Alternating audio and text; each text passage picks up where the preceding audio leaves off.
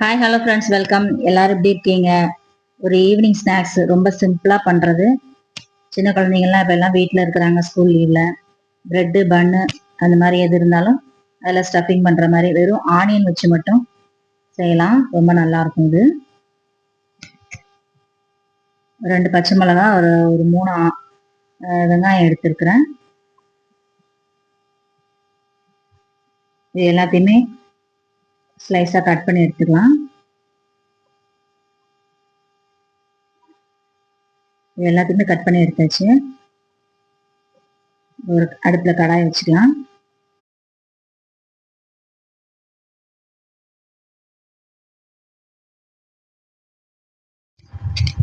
One table spoon oil ஊற்றிட்டு கொஞ்சம் கருவேப்பிலை வாசனைக்காக போட்டு தாளிச்சுக்கோங்க. அப்புறம் கட் பண்ணி வச்சிருக்கிற ஆனியன், பச்சை மிளகா ரெண்டையுமே சேர்த்து போட்டுக்கலாம். ரொம்ப ஈஸியாக ஒரு 5 நிமிஷத்துல டக்குன்னு செஞ்சிடலாம் ஈவினிங் ஸ்நாக்ஸ்க்கு. வெயில் நேரத்தில் அதிகமாக போய் அடுப்புக்கிட்ட நிற்க வேண்டாம். கொஞ்சம் மிக்ஸ் பண்ணிட்டு உப்பு சேர்த்துக்கோங்க.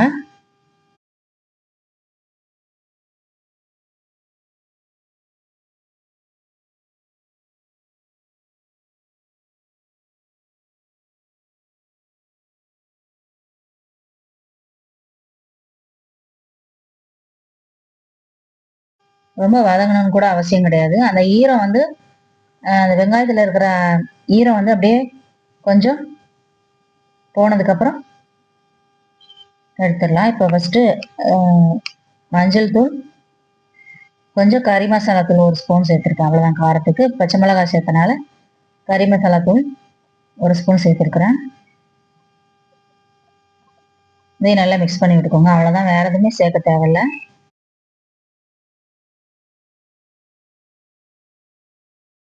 அந்த ஈரம் சவுண்டெல்லாம் அடங்கினதுக்கப்புறம் எடுத்துடலாம். ஆனியனை பச்சையாகவே வச்சு சாப்பிடுவாங்க, சாலட் மாதிரி. இது நம்ம லைட்டாக வதக்கிட்டு கொடுத்தா அந்த கறி மசாலாவோட வாசனையோட நல்லா இருக்கும் சாப்பிட்றதுக்கு.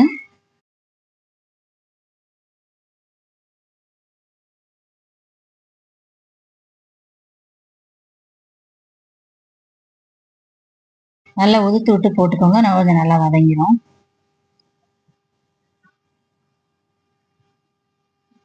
ஒரு 5 நிமிஷம் வதக்கினா போதும். கொத்தமல்லி சேர்த்து இறக்கிடலாம்.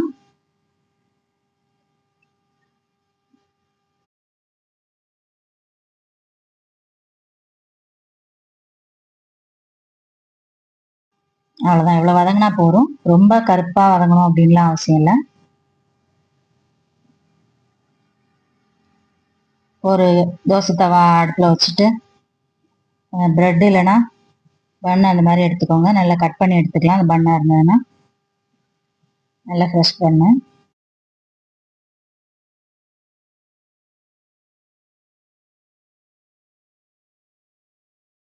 இதில் ஆனியன் வச்சதை அப்படியே ஸ்டப் பண்ணி உள்ளே வச்சுட்டு லைட்டாக ஆயில் இல்லாட்டி நெய் ஊற்றிக்கோங்க.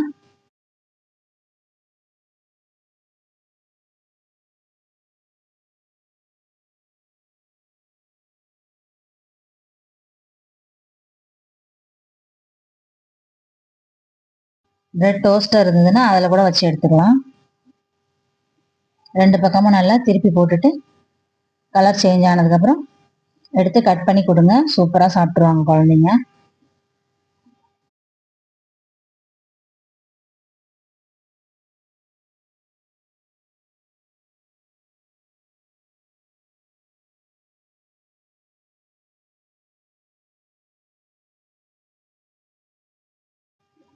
அவ்வளோதான், ரெடி ஆயிடுச்சு. நல்லா கட் பண்ணி வச்சிட்டிங்கன்னா சாப்பிடவும் நல்லா டேஸ்ட்டாக இருக்கும்.